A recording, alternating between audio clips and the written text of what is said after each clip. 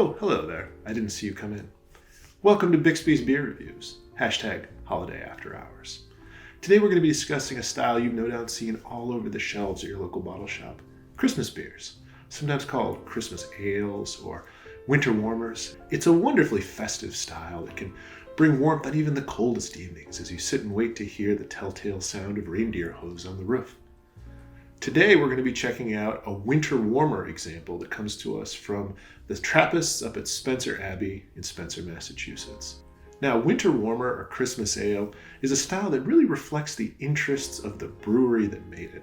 It's a style that admits lots of different interpretations, some darker, some lighter.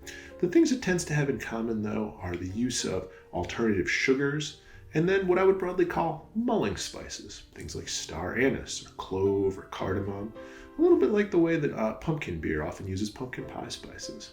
But the key is it's a wonderfully malt-forward beer that brings a little bit of sugar and a little bit of spice, and is always a very nice way to settle in for the evening. So let's crack open this beer from Spencer and see what we got. Now, Spencer's example in this wonderfully cozy-looking can here has both some classic elements that you'll see in a lot of winter warmers and Christmas ales, and some unique twists that I think only Spencer really brings. Like a lot of beers, it uses honey as well as a blend of spices. In this particular instance, though, they've actually brewed this as an amber lager rather than an ale, which is a little bit more common. And also a fun note is that the honey used in this beer was raised by the Trappist monks at the monastery themselves. An interesting twist.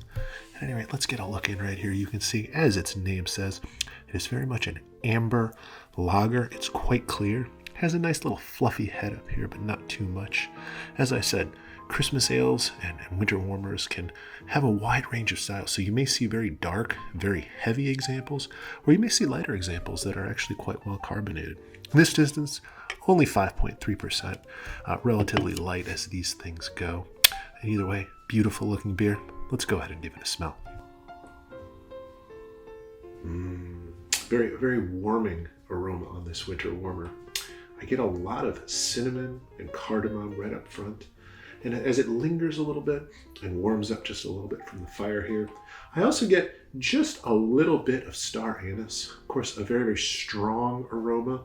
You wouldn't want to overpower any beer. But the spices here, very well balanced. And in the background, just a little bit of a lightly toasted amber malt, a little bit of breadiness. So a very balanced aroma, very subtle. Let's go ahead and give it a taste. As one would expect from the lower ABV of this example, and I've seen winter warmers that go up well above 10%, this is a relatively light amber lager with some spice and some sweetness characteristics. Much in the same way, again, that we talked about pumpkin beers, some being mostly beer with a little bit of pumpkin and then kind of going up the scale towards the pie direction.